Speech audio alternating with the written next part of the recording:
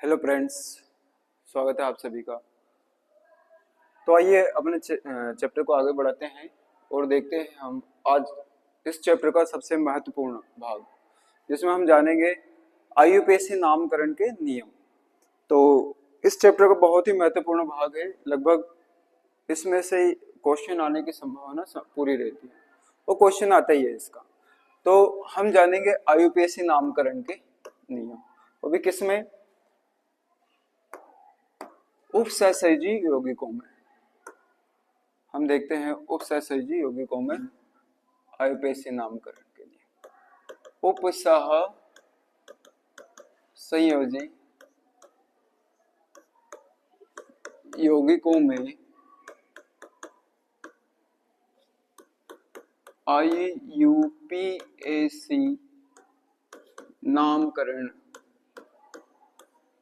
के नियम। तो आईयूपीएसी नामकरण के नियम, आईयूपीएसी नामकरण कैसे लिखेंगे, वहां पर एग्जाम में आपको सीधा यौगिक दे दिया जाएगा, संकुल यौगिक, उसके बाद में आपको उसको नामकरण करना। तो आइए उसके कुछ नियम होते हैं, उनको जानते हैं। पहला नियम है हमारा कि यदि यौगिक आयनिक प्रकृति का है या आयनिक है तो सबसे पहले धनायन लिखा जाता है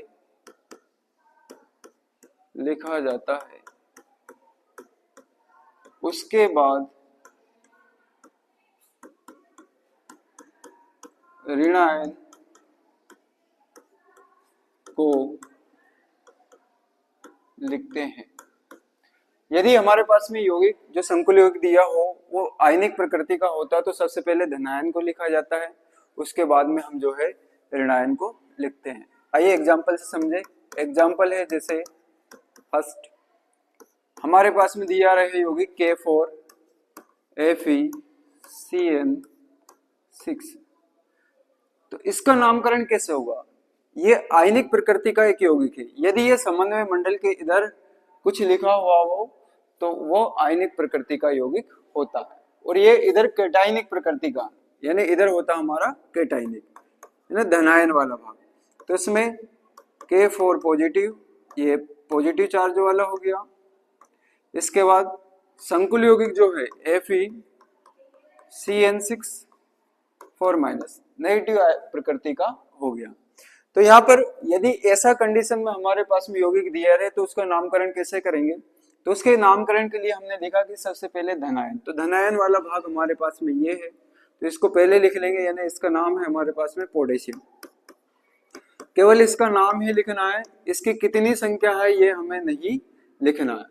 नाम लिख लिया हमने पोटेशियम। अब आगे बढ़ते हैं। आगे बढ़ने में हमारा दूसरा नियम आता है कि भैया यदि हमने धनायनिक प्रकृति का है तो धनायन कैटायन को पहले लिख लो, इसके बाद में लिगेंड लिखेंगे, और लिगेंड से पहले हम उसकी समन्वय संख्या को लिखते हैं। तो लिगेंड यहाँ पर हमारे पास में जो है साइनाइड है और उसकी समन्वय संख्या 6 है। तो अब हम उसके समन्वय संख्या को यहाँ पर राइट करेंगे। तो पोटेशियम लिख दिया हमने इधर से, अब इधर की तरफ से स्टार्ट करेंगे। तो यहाँ पर जो है हमारा दूसरा भाग रहेगा समन्वय संख्या। तो दूसरा भाग पोटेशियम हेक्सा, उसकी समन्वय संख्या लिख दी। इसके बाद यहाँ पर लिगेंड का नाम, लिगेंड का नाम है साइनाइड है, चूंकि ऋणात्मक प्रकृति का है तो O जोड़ देंगे, साइनो, पोटेशियम हेक्सा साइनो। और इसके बाद लास्ट में हम लिख देंगे हमारी केंद्रीय धातु परमाणु। केंद्रीय धातु परमाणु क्या है यहाँ पर Fe, यानी आयरन। आयरन चूंकि है तो यहाँ पर ऋणात्मक लिगेंड है, इसलिए हम इसको फेरेट लिखेंगे। क्या लिख देंगे, फेरेट। इसके बाद में ऑक्सीकरण अंक, ऑक्सीकरण अंक निकालो 6, 6 में 4 गया 2, तो यहाँ पर 2 इसका ऑक्सीकरण अंक आ जाएगा। ऑक्सीकरण अंक निकालना हम लोग सीखेंगे, ठीक है। तो ये था हमारा यौगिक का आईयूपीएसी नामकरण। एक और देख लेते हैं दोस्तों। देखिए दूसरा मान लिया जाए हमारे पास में दे दे K2PtCl4, ठीक है। इस प्रकार का हमारे पास में यौगिक दिया रहे और कहे कि इसका आईयूपीएसी नाम बनाई है।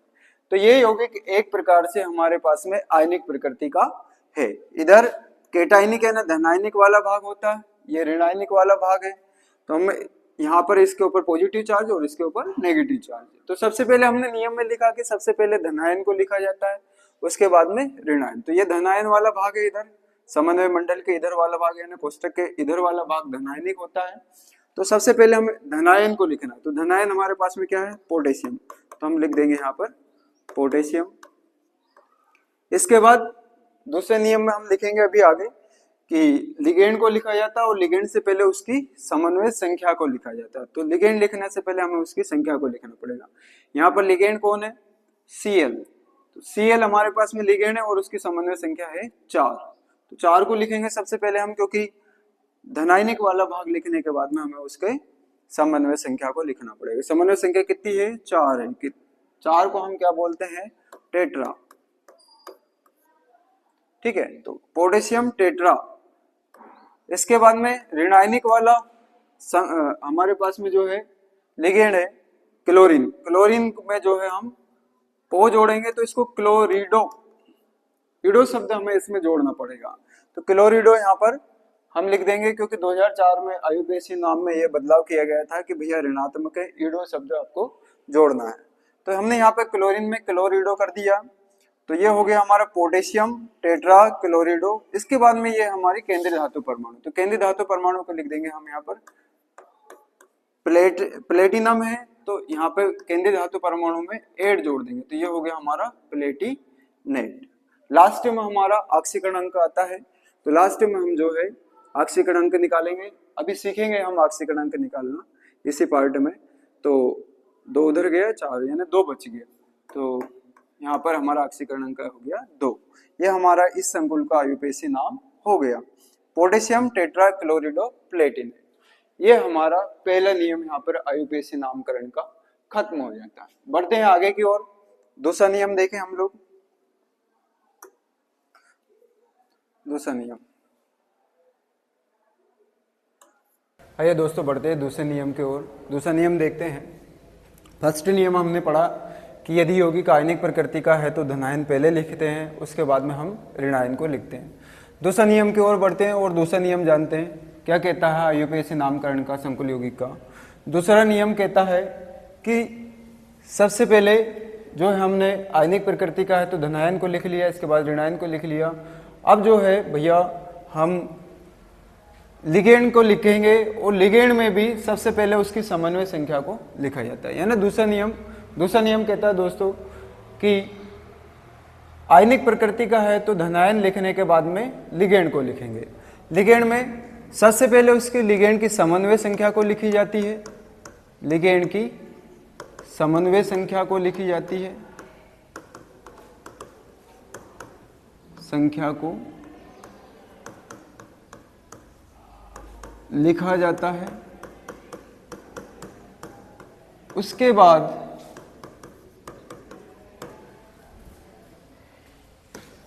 लिगेंड का नाम लिखा जाता है। उसके बाद लिगेंड का नाम लिखा जाता है। लिगेंड की समन्वय संख्या को लिखते हैं, इसके बाद में लिगेंड का नाम लिखा जाता है। फिर केंद्रीय धातु परमाणु का नाम लिखते हैं। तो ये हमारा दूसरा नियम है। आइए एग्जाम्पल से समझते हैं इसको। एग्जाम्पल जैसे हमने पहले वाले नियम में लिया था K4FeCN6, उसी का हम एक बार और एग्जाम्पल लें K4FeCN6। तो यहाँ पर हमारे पास में आयनिक यौगिक है, यानी ये धनायनिक वाला भाग, ये ऋणायनिक वाला भाग। तो पहले धनायन को लिख लें हम। यहाँ पर क्या लिखा है, पोटेशियम, पोटेशियम।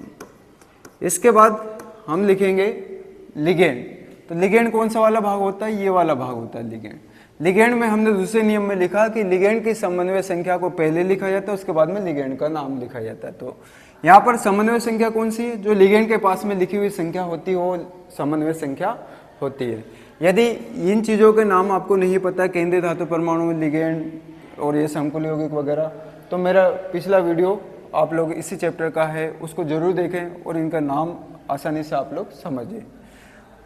तो यहाँ पर हमने आयनिक यौगिक में लिखा पोटेशियम, इसके बाद में हम यहाँ पे हमारे नियम की ओर बढ़ते हैं कि लिगेंड की समन्वय संख्या को लिखा जाता है। तो लिगेंड की समन्वय संख्या हमारे पास में 6, तो इसको लिख लीजिए अब हेक्सा। इसके बाद में लिगेंड का नाम, लिगेंड क्या हमारे पास में CN एक उदासीन लिगेंड है, साइनाइड बोलते हैं इसको, तो इसमें O लगा देंगे, है ना, साइनो। इसके बाद केंद्रीय धातु परमाणु का नाम, केंद्रीय धातु परमाणु कौन है हमारे पास में, फेरेट, तो हमने लिख दिया यहाँ पर फेरेट।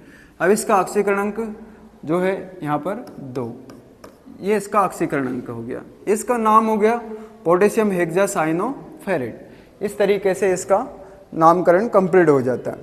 जैसे एक एग्जाम्पल और ले लेते हैं, NiCN3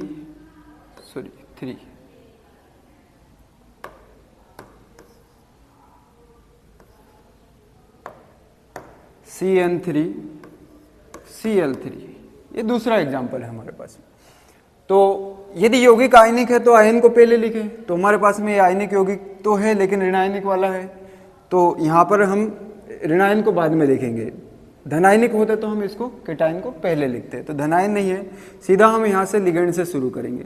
और लिगेंड में भी सबसे पहले हमने दूसरे नियम में क्या लिखा, उसकी समन्वय संख्या। तो ये लिगेंड के पास में लिखी हुई संख्या उसकी क्या होती है, समन्वय संख्या होती है। तो यहाँ पर समन्वय संख्या कितनी है, 3 को बोलते हैं ट्राई। इसके बाद में साइनो, लिगेंड क्या है हमारा, लिगेंड की समन्वय संख्या लिखने के बाद में लिगेंड का नाम, लिगेंड क्या है, साइनाइड है, साइनाइड को हम लिखेंगे साइनो, तो ट्राई साइनो। इसके बाद में केंद्रीय धातु परमाणु, केंद्रीय धातु परमाणु क्या है हमारे पास में, निकिल, तो इसको क्या लिख देंगे, निकिल को निकिलेट, क्योंकि ऋणात्मक लिगेंड है तो धातु में भी एड समूह जुड़ता है, तो ट्राई साइनो निकिलेट। इसके बाद में इसका ऑक्सीकरण अंक 3 उधर गए, 3 पहले से थे तो 6 हो गया, है ना, तो ट्राई साइनो निकिलेट। अब यहाँ तक का भाग कंप्लीट हो गया, कोष्टक के बाहर इधर ऋणात्मक वाला भाग है, जो भी लिखा उसका हम यहाँ पे सीधा नाम लिख दें। तो क्लोरीन लिखा तो इसको लिख देंगे हम क्लोराइड। दोस्तों देखिए, यदि इधर और इधर कुछ लिखा हुआ हो तो उसकी संख्या को हम नहीं लिखते, चाहे वो कितनी ही संख्या में लिखा हुआ हो। तो ये हमारा यहाँ पर दूसरा नियम कंप्लीट होता है कि लिगेंड की समन्वय संख्या को पहले लिखा जाता है, उसके बाद में लिगेंड का नाम लिखा जाता है। आइए बढ़ते हैं अगले नियम की ओर।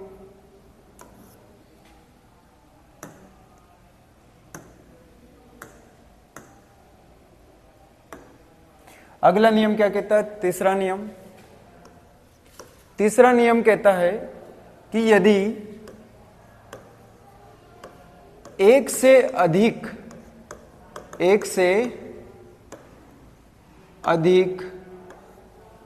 लिगेंड दिए गए हो, एक से अधिक लिगेंड दिए गए हो तो लिगेंड को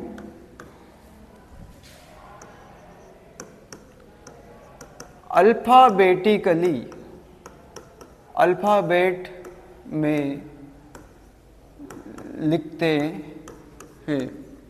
दोस्तों इसको समझना बहुत इंपॉर्टेंट है कि यदि हमारे पास में जो लिगेंड है वो दिए गए हो, लेकिन लिगेंड एक से अधिक दिए हो, लिगेंड कैसे दिए गए हो, एक से अधिक दिए हो, तो ऐसी कंडीशन में हम जब भी नामकरण करेंगे यौगिकों का तो उन लिगेंड को अल्फाबेटिकली जमाएंगे, और अल्फाबेट में जो वर्ड पहले आएगा उसको पहले लिखेंगे, इसके बाद आने वाला वर्ड बाद में लिखा जाएगा।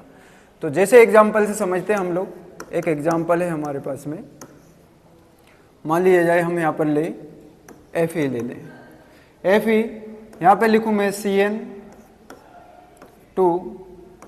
NH3 2, इसके बाद और ले लो जैसे Cl2 ले लूँ मैं।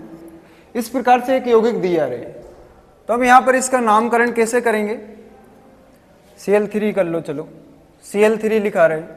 अब यहाँ पर हमारे पास में जो है एक से अधिक लिगेंड है, यहाँ पर साइनाइड भी है, एमीन भी है और क्लोरीन भी है। तो इसका नामकरण करने के लिए हम लोग क्या करेंगे, तो हम अपने नियम की ओर बढ़ेंगे। नियम क्या कहता है कि यदि एक से अधिक प्रकार के लिगेंड दिए हो, एक से अधिक लिगेंड दिए गए हो, तो उनको हम अल्फाबेटिकली जमा लेंगे। कैसे जमा लेंगे, अल्फाबेट में।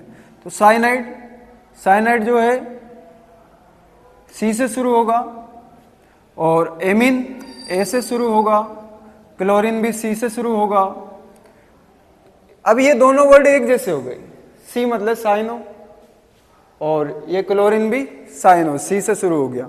ऐसी कंडीशन में क्या करें, इसके अगले वर्ड की ओर बढ़े, सी वाई और यहाँ पे सी एल, तो ये वाला वर्ड यहाँ पर पहले आएगा क्योंकि एल पहले आएगा, वाई बाद में। अब सबसे पहले कौन सा आएगा, लेकिन लिगेंड में ए वाला आएगा क्योंकि अल्फाबेट में ए सबसे पहले आता है। तो चलिए इसका नामकरण करें हम लोग। यहाँ पर ये वाले लिगेंड को पहले लिखें, लेकिन अपने नियम को भूलना नहीं है कि लिगेंड लिखने से पहले उसकी समन्वय संख्या लिखी जाती है। तो समन्वय संख्या इसकी कितनी है, 2। तो 2 को हम क्या लिख देंगे, डाई एमीन, डाई एमीन। इसके बाद केंद्रीय धातु परमाणु नहीं लिखना है, इसके बाद भी हमें लिगेंड ही लिखना है। जब लिगेंड खत्म हो जाएंगे उस समय हमें केंद्रीय धातु परमाणु को लिखना है। अगला लिगेंड क्या है, ये नहीं लिखेंगे, ये लिखना है। तो ये क्या है हमारे पास में, क्लोरीन। क्लोरीन में कितनी संख्या लिखी है, 3। 3 को हम क्या बोलते हैं, समन्वय संख्या 3 को ट्राई। तो यहाँ पे हो गई ट्राई, डाई एमीन ट्राई क्लोरिडो,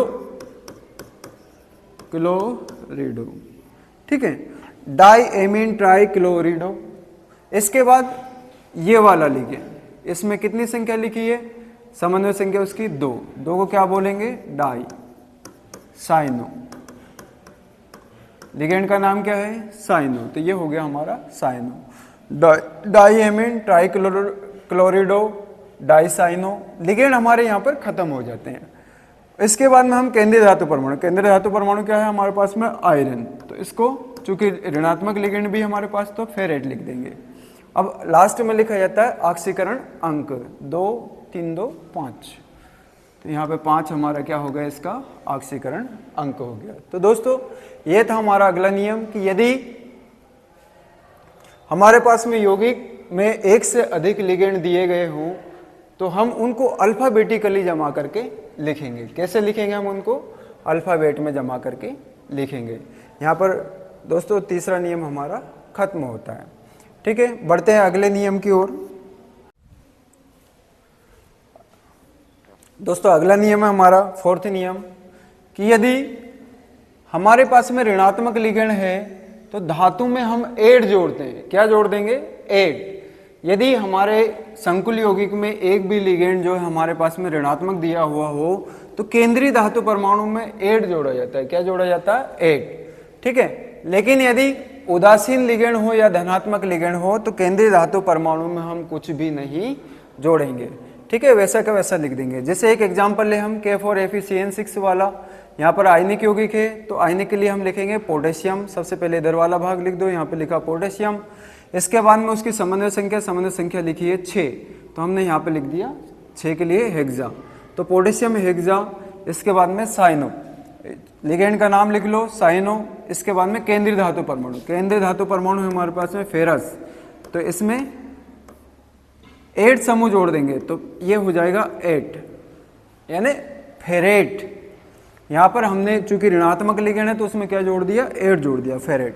तो पोटेशियम हेक्सा साइनो फेरेट।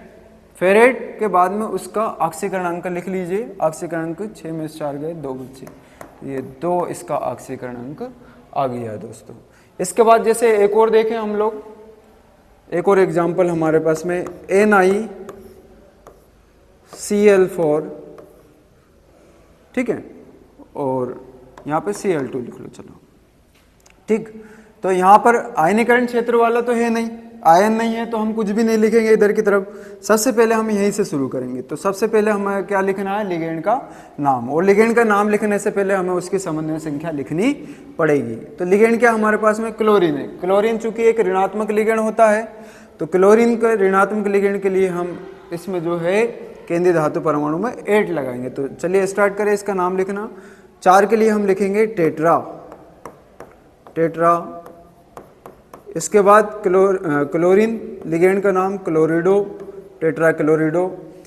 केंद्रीय धातु परमाणु क्या है हमारे पास में, निकिल, तो यहाँ पे क्या हो जाएगी, ये निकिलेट, टेट्रा क्लोरिडो निकिलेट। इसके बाद ऑक्सीकरणांक 4 उधर जाएंगे, 4 और 2 6, ठीक है। तो टेट्रा क्लोरिडो निकिलेट, और लास्ट में इधर वाला भाग कुछ लिखा हो तो उसका नाम लिख देंगे। तो ये हो गया क्लोराइड। ये हमारे ऐसे नाम लिखना है। ठीक है दोस्तों, यदि एक उदासीन लिगेंड का बना लेते हैं, जैसे उदासीन लिगेंड एमीन वगैरह कुछ दिया हो,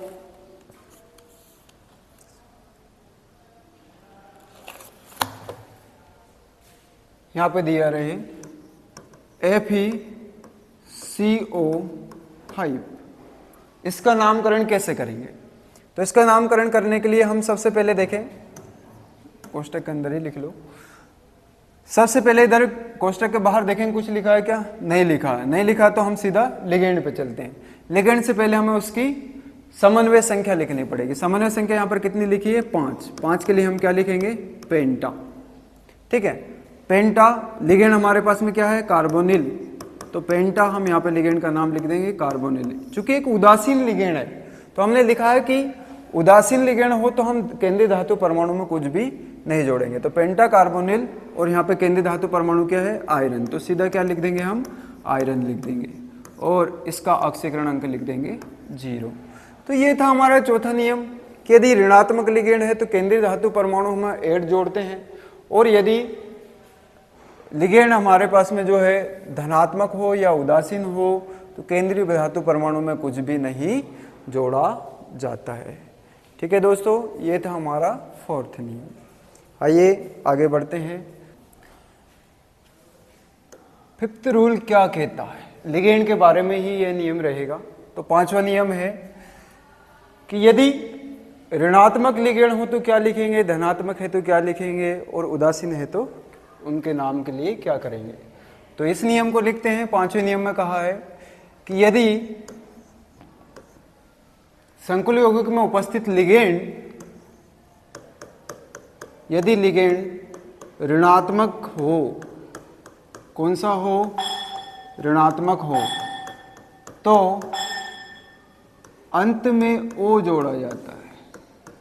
अंत में O जोड़ा जाता है, और यदि धनात्मक लिगेंड हो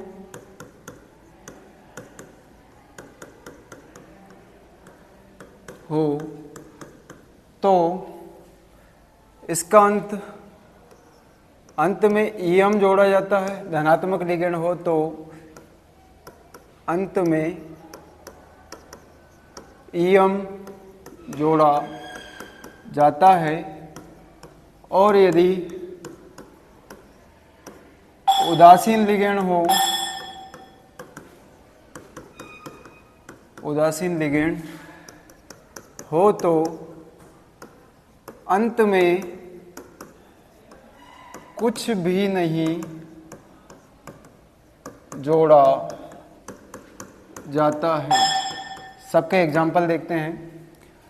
यदि ऋणात्मक लिगेंड हो तो अंत में हम लोग जो है O जोड़ते हैं, धनात्मक हो तो EM जोड़ते हैं, और उदासीन है तो अंत में कुछ भी नहीं जोड़ा जाता है। एग्जाम्पल देखते हैं, जैसे